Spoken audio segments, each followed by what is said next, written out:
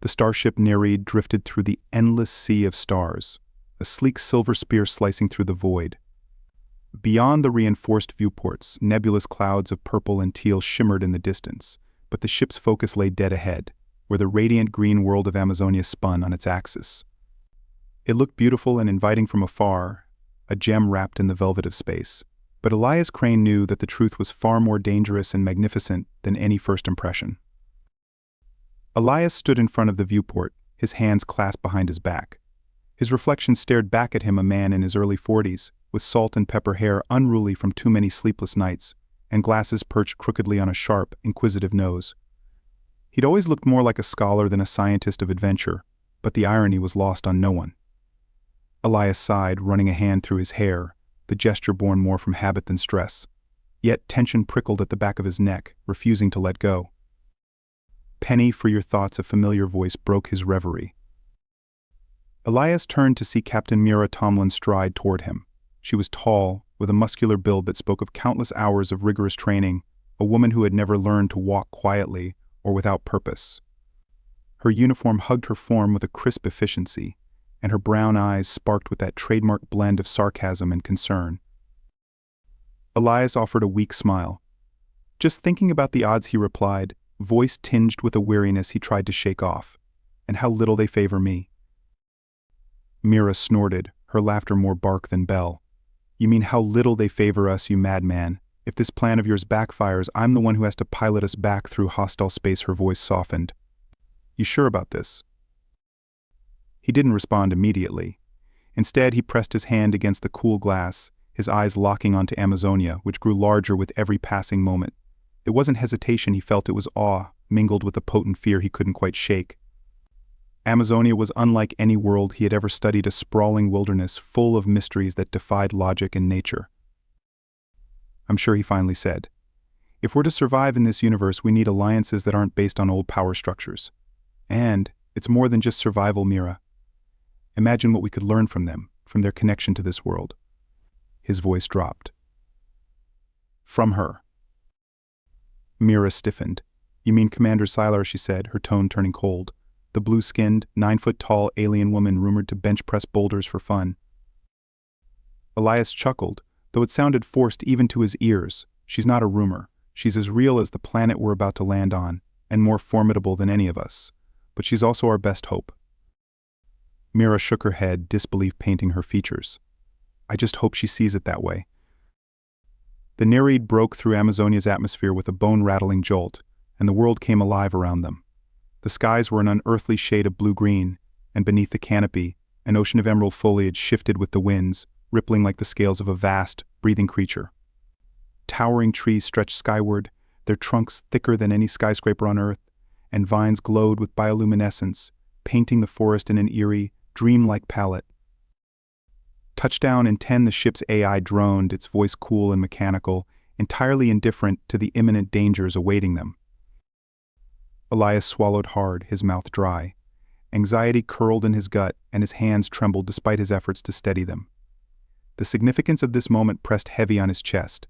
Years of research, countless nights spent chasing dreams that even the scientific community called madness, all led to this. But hope and fear were twin predators, gnawing at his resolve.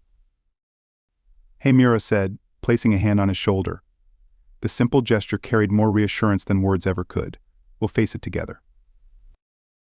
He nodded, grateful, though his heart still hammered with a primal sense of dread. Amazonia was a planet that tested limits of courage, intelligence, and survival, and now it would test the mettle of a man who dared to dream beyond the confines of human limitation. The landing ramp of the Nereid lowered with a groan, and heat smothered them in a wave. Amazonia's air was thick and humid, suffused with the pungent scent of damp earth, crushed flowers, and something sharper, almost metallic. Elias stepped forward, boots sinking into the spongy, moss-covered ground. The sun bore down on him, filtered through the dense foliage but still unrelenting, and sweat prickled along his spine. Mira wiped her brow, grumbling. "Why do the most beautiful places always try to kill you?" Elias managed a wry smile, but it faltered when he heard a low, resonant hum that shivered through the air. Shadows moved among the trees, massive shapes that seemed to materialize from the green gloom.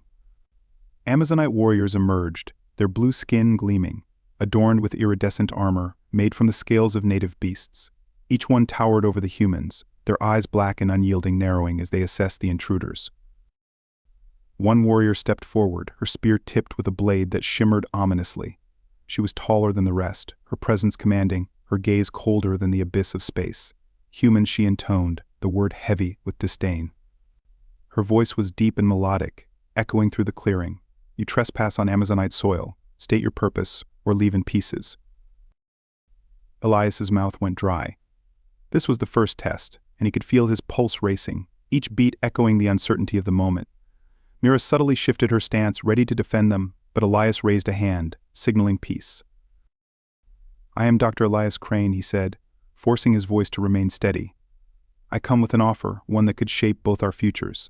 I request an audience with your ruling council. The warrior's eyes narrowed, and for a tense heartbeat, Elias wondered if he'd made the gravest mistake of his life. But then she lowered her spear, though her expression remained distrustful. You will be brought before the council. She declared, her tone making it clear that she considered them foolish at best, dead at worst, and they will decide your fate. The city of Zal Torah was a marvel Elias had only ever imagined in his dreams, a metropolis built into the very heart of the jungle. Towering structures spiraled upward, grown from ancient, living trees whose branches held crystalline platforms and pathways. Waterfalls cascaded down, feeding the rich greenery, while bridges of woven vines stretched across yawning chasms. The Amazonites moved with grace and purpose, their blue skin a striking contrast against the emerald backdrop. But the grandeur only emphasized how small and vulnerable Elias felt. Every Amazonite gaze felt like a silent challenge, a reminder that he was an outsider, unwelcome and barely tolerated. In the grand chamber of the ruling council, Elias and Mira were presented like prey before predators. The matriarchs sat on thrones of carved stone, their expressions severe and unreadable. The leader, her hair a cascade of silver and her eyes piercing as obsidian, leaned forward. Why have you come here, human? She demanded. Her voice held the weight of centuries. Elias took a breath, then another. His hands were trembling again, but he balled them into fists, grounding himself. He spoke of genetic possibilities, of an alliance that could benefit both races, of a future where strength and knowledge could merge. He laid out his proposal with a fervor born from passion and desperation, each word a plea for understanding. When he finished, the chamber was silent, the tension palpable. And then she appeared, Commander Zylara. Her presence was a physical force, her blue skin gleaming under the chamber's bioluminescent lights, her armor etched with symbols of her victories. She stood taller and stronger than anyone else, and when she spoke, her voice was low and resonant, filled with a curiosity that contrasted sharply with the council's skepticism. Your words are bold, Zylara said, her black eyes fixed on Elias. And yet, you are fragile. She took a step closer, and Elias's heart threatened to burst from his chest. What makes you think you are worthy of our alliance? Elias met her gaze, fighting the instinct to shrink back. Because he said, voice steady despite the fear coiling within him, even the most fragile seed can grow into something mighty, given the right soil and care. I believe we can find that strength together. For a moment, her expression softened just a fraction, a flicker of intrigue. The council watched, waiting for her verdict. And Zylara, the warrior who could crush him with a single hand, tilted her head and said, we shall see, human, we shall see. The journey had only just begun. The jungle of Amazonia loomed vast and unforgiving, a labyrinth of ancient trees and alien dangers that promised to test both the body and the spirit. Elias Crane stood on the threshold of this wilderness, his heart pounding with the rhythm of both fear and anticipation.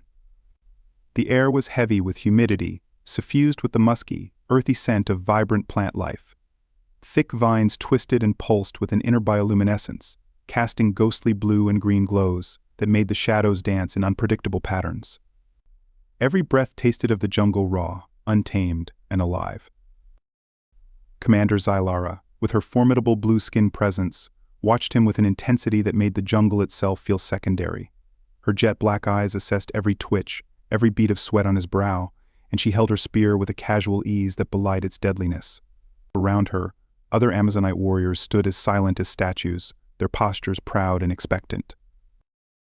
Elias drew in a shaky breath, the anxiety a coil in his chest that refused to loosen. He couldn't afford to show weakness. Not now. Not in front of her. "Ready yourself," human Zylara said, her voice a deep, resonant command that carried over the jungle sounds. The hum of unseen insects, the distant roar of some predatory creature, and the rustling of leaves added to the tension. "You claim to be more than fragile bones and soft skin. Prove it."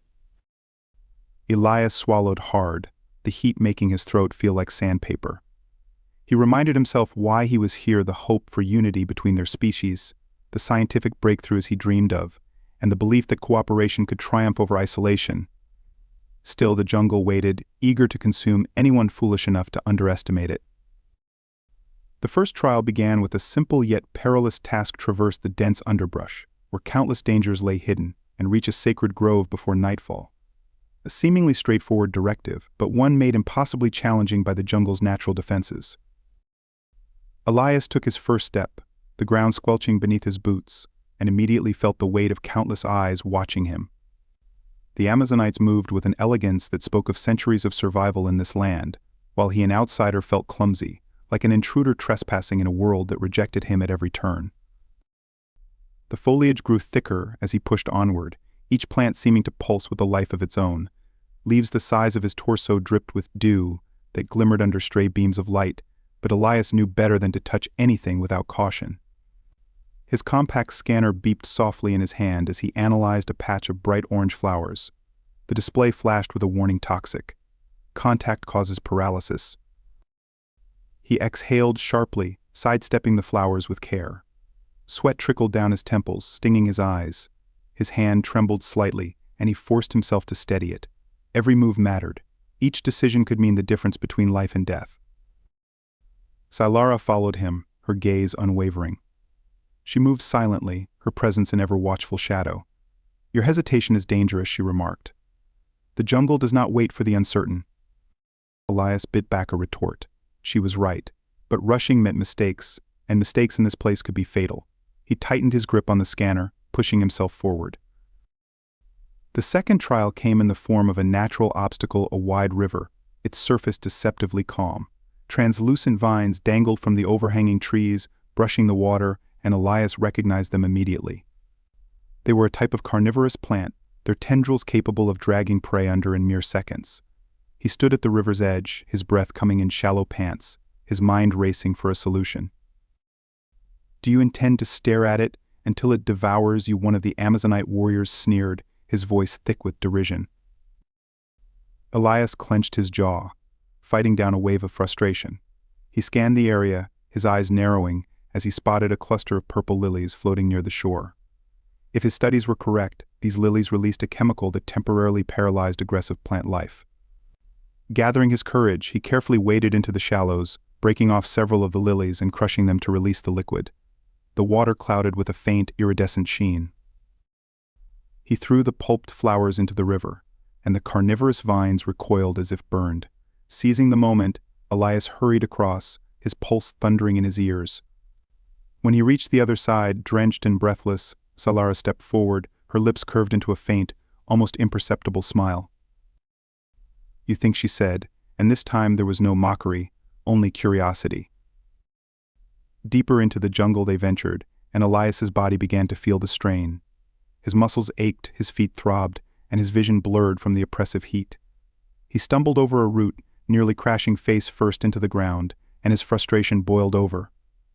He cursed under his breath, the pressure of the trial and Zylara's constant scrutiny gnawing at his last reserves of patience. "Do you regret your arrogance now?" Zylara asked, her tone neutral but her eyes gleaming with challenge. Elias forced himself to stand tall, even though his legs quivered. "No," he shot back, his voice firmer than he felt. "I regret nothing," and it was true. He had come too far, risked too much. Failure wasn't an option. They continued onward, and the jungle's hostility only intensified. Giant flowers with snapping jaws lashed out from the shadows, and serpentine vines coiled around his ankles, trying to pull him under. Elias's botany knowledge became his most valuable tool, guiding him through each perilous encounter. His mind buzzed with calculations, his instincts sharpened to a knife's edge. Zylara observed him closely, her expression betraying hints of interest.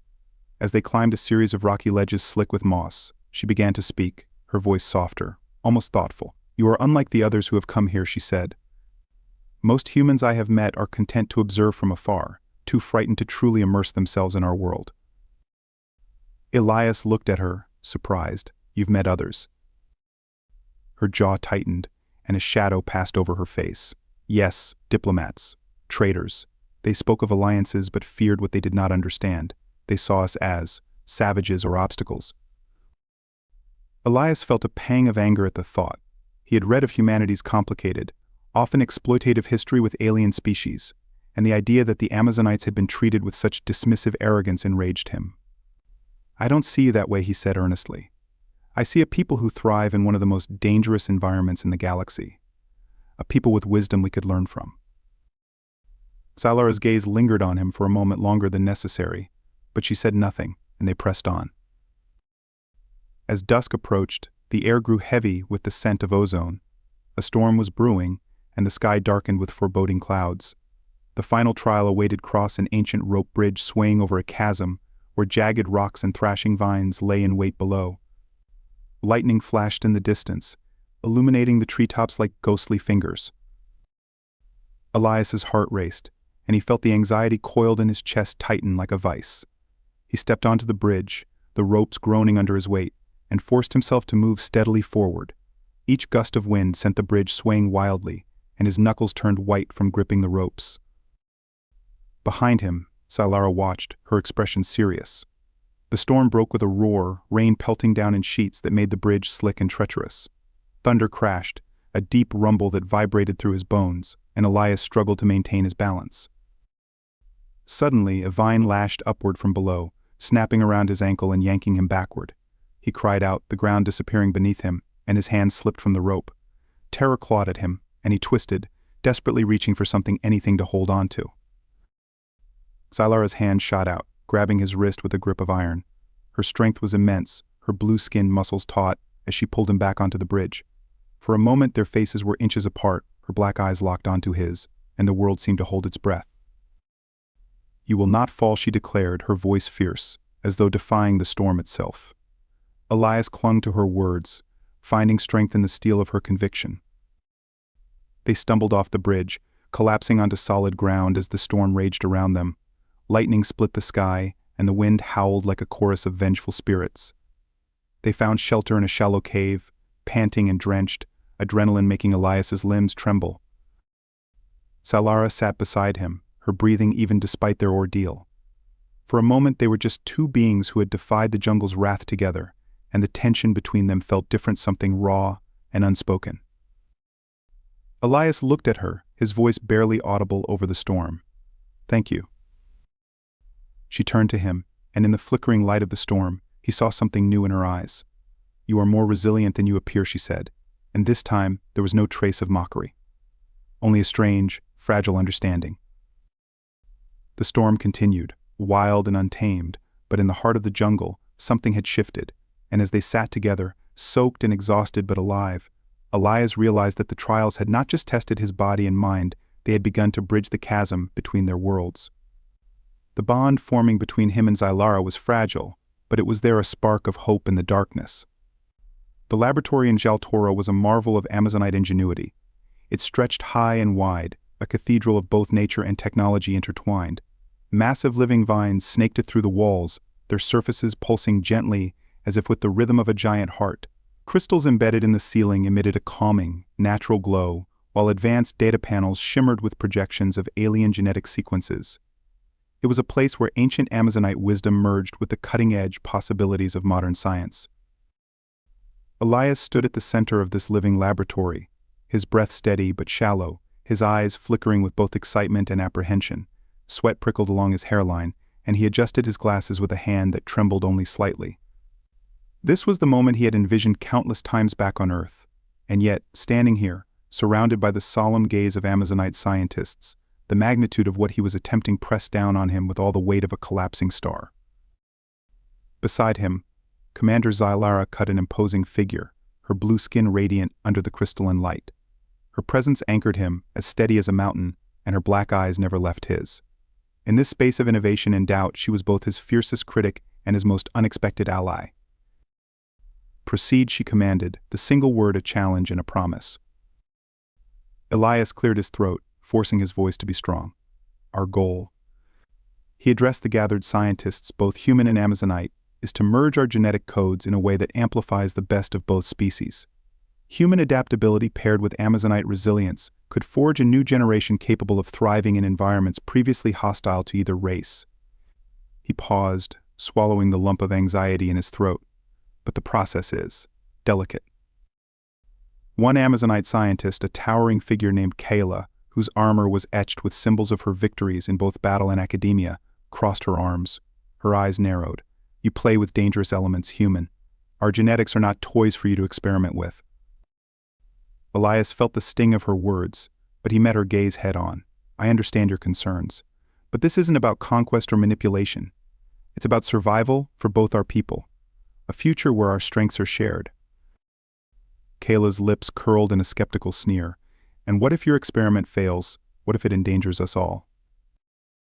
A surge of defensiveness flared in Elias's chest, but before he could speak, Salara stepped forward. Her presence was a thunderstorm contained in a single, focused gaze. "He will not fail," she declared, her voice unyielding. "And if he does, we will all be here to ensure it does not destroy us. This is not his burden alone." The room went silent, the Amazonite scientists exchanging uneasy glances. Elias could feel their doubts as a physical weight pressing in on him from all sides. But he took a breath, steadying his heart, and nodded to Zylara. Her faith in him, however measured, was a lifeline he clung to. They began the experiment. Elias activated the interface, and holographic strands of DNA hovered between him and the Amazonite scientists, weaving and spiraling in a mesmerizing dance.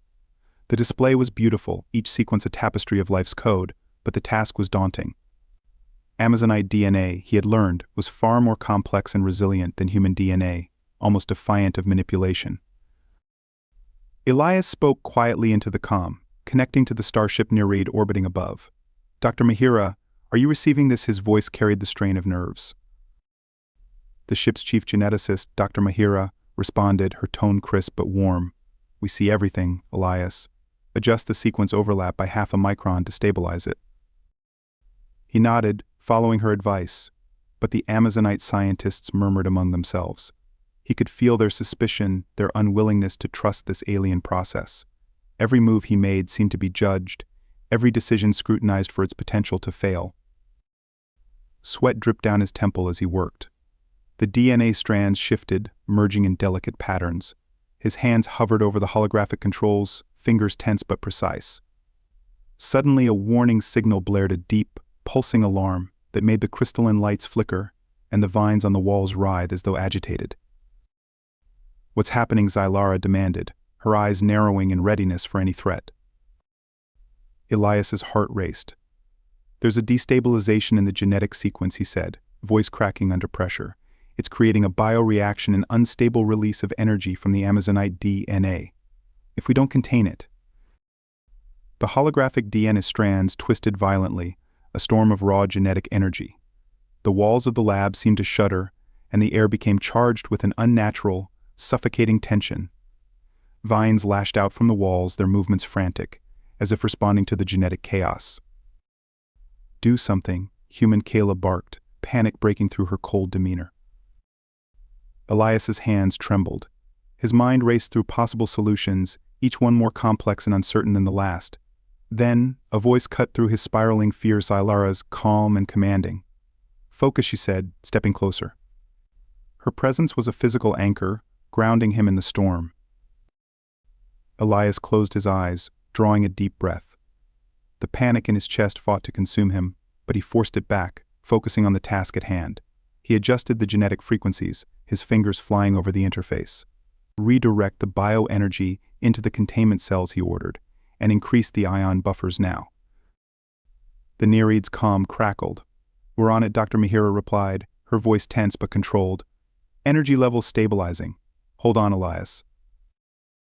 The lab trembled, and for a terrifying moment, it felt as if the entire structure might collapse. But then the warning lights dimmed, and the DNA strands settled into a stable, pulsing rhythm. The vines on the walls grew still, and the charged tension in the air dissipated, leaving a heavy, exhausted silence. Elias exhaled, his hands finally still.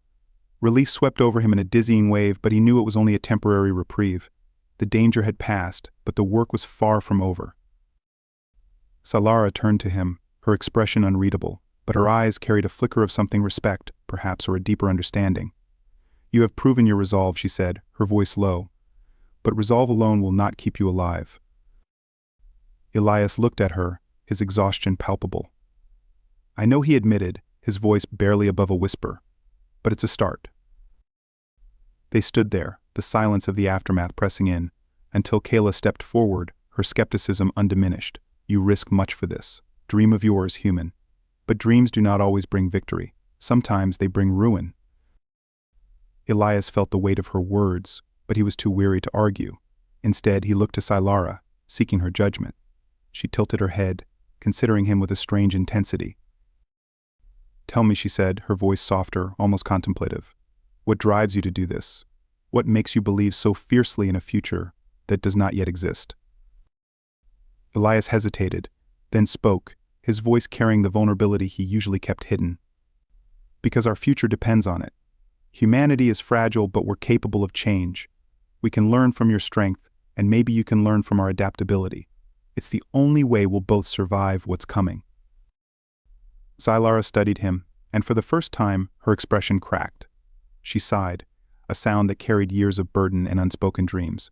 "You speak of survival," she said, "but my people speak of victory. We are warriors, Elias. We have fought for everything we have. To think of a future that does not require us to fight." Her voice faltered, then grew resolute again. "It is difficult to imagine." He nodded, understanding the depth of her struggle. "But maybe," he said softly, "it's a future worth fighting for."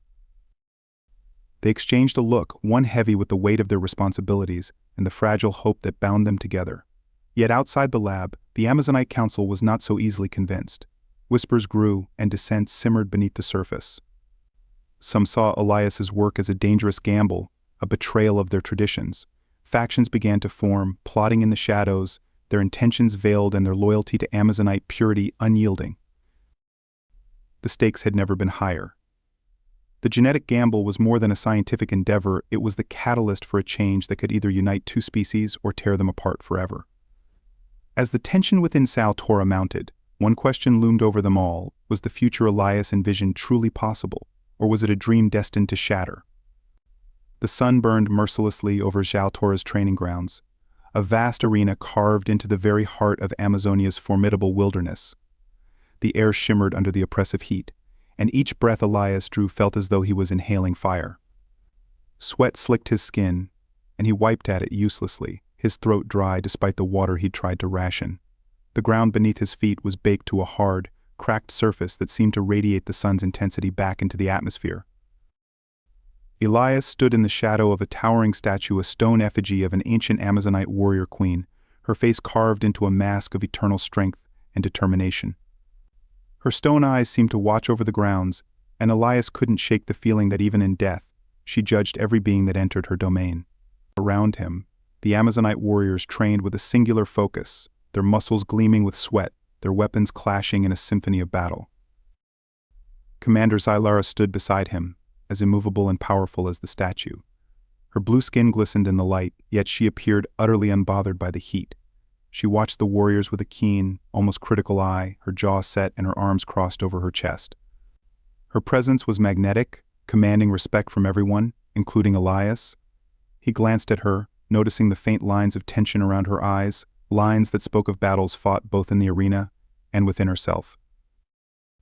"Are you well?" she asked suddenly, her voice a low rumble that managed to convey both authority and a hint of concern. Elias swallowed, the motion painful in his parched throat. "Surviving," he replied, forcing a smile despite the discomfort. "But I don't know how you all managed to train under this sun." Silara's lips quirked in the barest hint of a smile, though it never quite reached her eyes. "We are taught to endure from the moment we can walk," she explained. "Weakness is a luxury we cannot afford." He wanted to respond, to question the relentless drive for strength, but before he could, a sudden uproar drew their attention. The warriors had shifted, parting to allow the approach of a formidable figure. Kalis, one of the most respected and feared warriors among Silara's elite, strode forward with purpose. His armor was adorned with symbols of his victories, and his eyes were twin embers of disdain as he fixed his gaze on Elias. Commander Kalis said, his voice ringing through the arena like a war drum. He barely spared Elias a glance, though the disgust in his tone was palpable. I wish to know why you disgrace our sacred grounds by bringing this, he gestured to Elias, here. Elias felt his stomach clench, the muscles in his neck tightening. He was used to being out of place, but Kalis's open hostility made his pulse spike with anxiety. His hands trembled slightly, and he clenched them into fists, hoping no one would notice. Silara's eyes narrowed, and she stepped forward, her voice cool and even. Elias is here at my invitation, she stated. His research and our alliance are vital to our future. Kalis's expression twisted with anger. You speak of the future as if it belongs to us, but you invite this human to meddle in our traditions. Have you forgotten what it means to be Amazonite? His voice swelled with contempt, and Elias could see the other warriors watching, their eyes sharp and curious, as though waiting for Zylar's reaction. Elias's heart pounded, and he found himself wondering if this was how it would end, as an object of scorn, a symbol of division rather than unity. He had known this mission would be dangerous, but the weight of that reality pressed on him now more than ever. Zylar's voice cut through the tension like a blade. You dare question my loyalty? Kalis, her eyes flashed, and for a moment Elias could see the raw power in her, the unbreakable force that had earned her place among Amazonia's elite. If you wish to challenge me, do so openly. Kalis's hands curled into fists. Very well, he declared, stepping forward. I challenge you to ritual combat. Prove that your alliance with this outsider does not weaken you. Prove that you are still one of us. The silence that followed was suffocating. Elias's chest tightened, and he looked at Zylara, his fear for her mingling with a deeper, unspoken dread. She turned to him, her gaze softening for the briefest of moments before her mask of command slid back into place. Stay out of this, she ordered, and though her voice was firm, there was an edge of vulnerability that he had never heard before. She stepped into the circle that had formed, her body coiled with the tension of a predator prepared to strike. The arena transformed. Warriors gathered in a circle, their expressions a mix of anticipation and awe. The statues of past warrior queens seemed to lean in, as though the spirits of those who had come before were drawn to this clash of will and tradition. Zylara faced Kalis, her spear in hand, and for a moment, the world seemed to hold its breath. The combat began in a blur of motion, Kalis lunging forward with a roar. Zylara met his attack with a grace that defied her size, her spear deflecting his blow with a resounding crack. The ground beneath them shuddered with the impact, and dust swirled around their feet. Every strike, every movement was a display of raw power, a language of violence spoken fluently by both warriors. Elias watched, his heart in his throat. His anxiety manifested in physical ways. His hands trembled, his breath came in shallow gasps, and he could feel his pulse hammering against his ribcage. He wanted to look away, to shield himself from the brutal reality of the fight, but he couldn't. His admiration for Zylara warred with his fear for her, and he found himself silently willing her to win. Kalis was relentless, his strikes fueled by a fervor that bordered on desperation. You have grown soft, he spat, his voice filled with contempt. Your alliance with the human has made you weak. Zyara's eyes blazed with anger, but she did not respond. Instead, she used his overconfidence against him, sidestepping his charge and delivering a blow that sent him staggering. Her movements were a blend of precision and fury, each strike calculated, each defense impenetrable. But Elias could see the strain in her muscles, the weariness that no amount of strength could completely hide. The combat continued, the sun blazing overhead, baking the earth until the very air seemed to shimmer with heat. Kalis pushed harder, and for a moment he managed to knock Zylara off balance. Elias's breath caught in his throat, and he clenched his fists so tightly that his nails bit into his palms. But Zylara was not one to fall easily. With a surge of power, she regained her footing, using the momentum to deliver a crushing blow to Kalis's chest. He fell to the ground, gasping for air, and she stood over him, her spear poised at his throat.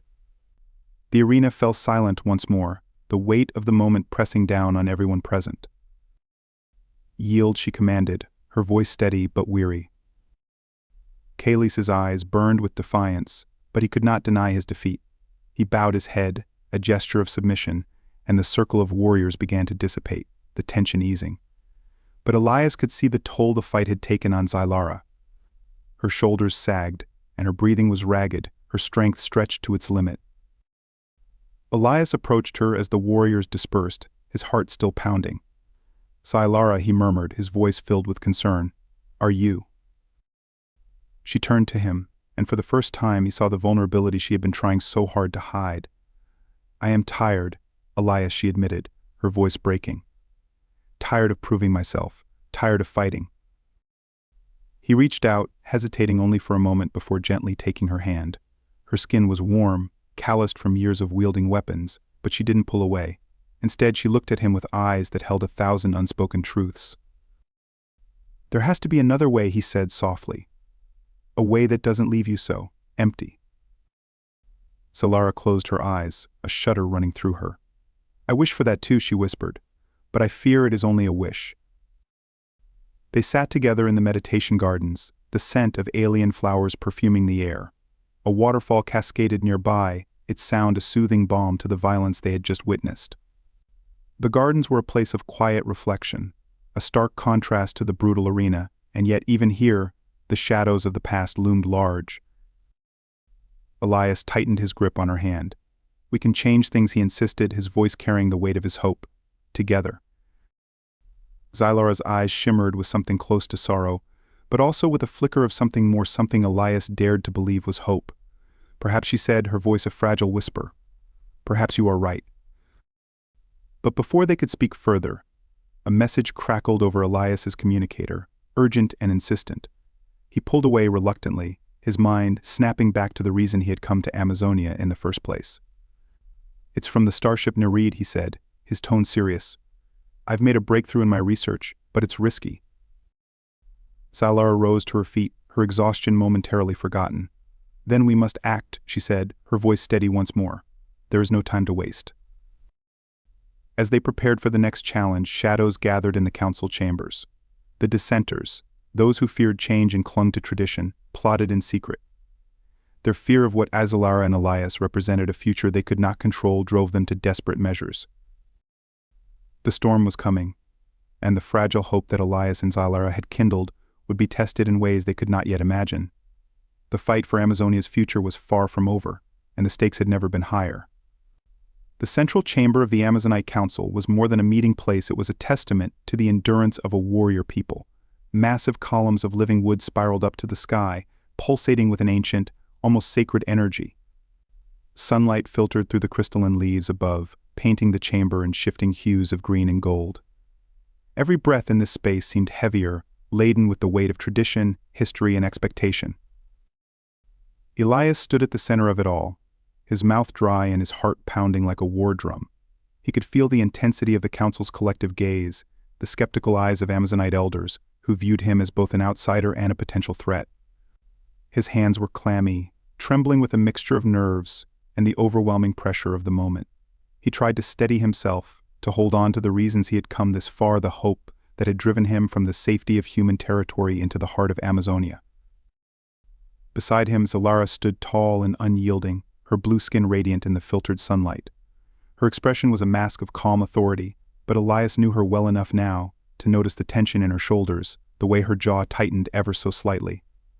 She was a fortress, strong but strained, carrying the weight of her people's expectations alongside her own convictions. The council matriarch, her silver hair cascading like a waterfall of moonlight, leaned forward on her carved wooden throne. Her eyes, deep and unreadable, fixed on Elias. Dr. Elias Crane. She intoned, each word deliberate and heavy. "You have come to us with promises of a future where Amazonite and humans stand united. But such a future does not come without cost. Tradition does not bend easily." Elias swallowed, the lump in his throat making it hard to breathe. This was at the moment that could make or break everything. He opened his mouth to speak, to plead his case, when a sound shattered the tense silence. The doors of the chamber crashed open, and the world seemed to splinter around him. Kales, the fierce and uncompromising warrior who had once challenged Zylara's honor, stormed into the chamber with a cadre of armored dissenters at his back. Their faces were painted with war symbols, their eyes blazing with conviction and fury. Weapons pulsed with energy, and the very air grew thick with the promise of violence. The chamber's serenity was shattered, replaced by chaos and the acrid scent of rebellion. Enough, Kalis roared, his voice a weapon in itself. We will not stand idle as our traditions are corrupted. We will not let this human poison our bloodlines and weaken our people. Elias felt fear explode in his chest, his pulse racing like a trapped bird. His mind spun, desperately trying to process the unfolding crisis. Zalara moved before him, her body a shield of muscle and bone, her spear at the ready. Her voice cut through the chaos, fierce and unyielding. You dare bring violence to this sacred place, she demanded, her eyes narrowing with fury. Kalis sneered, his grip tightening on his weapon. We dare, he spat. For the soul of Amazonia. The chamber erupted. Council members scrambled for cover, and the dissenters surged forward, weapons blazing. The walls of living wood trembled as if in mourning, and Elias found himself thrown into a world of flashing lights and desperate cries. He stumbled, barely keeping his footing, his hands shaking as he tried to find some way to help, some way to make this madness stop. Elias Zalara's voice brought him back to himself, a lifeline in the maelstrom. Stay close to me. But Elias knew he couldn't just stand by and watch. His mind raced, pulling at every scrap of knowledge he had gathered about this planet, this people, this living world that might yet become his ally. The chamber's columns pulsed with Amazonia's life force, a network of energy older than any civilization. He remembered the schematics, the possibilities. He grabbed his communicator, his voice cracking with urgency. Captain Tomlin, this is Elias. We need an energy relay now. Can you sync with the central column and amplify Amazonia's energy? Tomlin's voice came through, steady and unwavering. We're on it, Elias. Stand by. Zalara fought like a living tempest, each movement precise and devastating. Her spear met the dissenters' weapons with a bone-rattling clash, and she spun with a grace that belied her size, felling opponents one by one. But the numbers were against her. Kalis pressed his advantage, his attacks fueled by a terrifying zeal. The dissenters closed in, and Elias felt his throat tighten with fear for her. He moved, his legs shaky but determined, weaving through the chaos until he reached the central column. The wood was warm under his palms, pulsating with life. He set the portable sequencer against it, fingers fumbling as he linked it to the Starship Nereid systems. The device hummed to life, and he felt the energy surge through the chamber, a wild, primal force that made his hair stand on end. The jungle outside responded. Massive roots burst from the earth, wrapping around the dissenters, pulling weapons from their hands and binding them to the ground. Bioluminescent flowers exploded into light, blinding their enemies and forcing them into retreat. The jungle had awakened, a living ally that recognized Elias's call and answered with ancient power. Kalis roared in defiance, breaking free of the vines with sheer force. He charged at Zalara, their weapons clashing in a duel that shook the ground beneath them. Elias watched, his heart in his throat. Zalara was holding her own, but she was tiring, her strikes growing less precise. Elias clenched his fists, feeling a surge of desperation. He couldn't let her fall. Grabbing a fallen Amazonite blade, he stepped forward, the weight of the weapon foreign in his hands. Kalis turned, his eyes narrowing at the sight of the human daring to challenge him. Stay down, human Kalis snarled, his voice a guttural snarl of hatred. Elias's hands trembled, but he stood his ground. No, he said, his voice shaking but resolute. I won't. Kalis lunged, and time seemed to slow. But Zalara, driven by a surge of protective rage, intercepted the blow.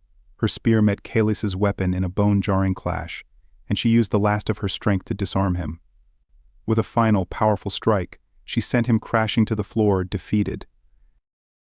The battle was over. The dissenters lay subdued, the jungle slowly releasing them as its energy returned to a steady pulse.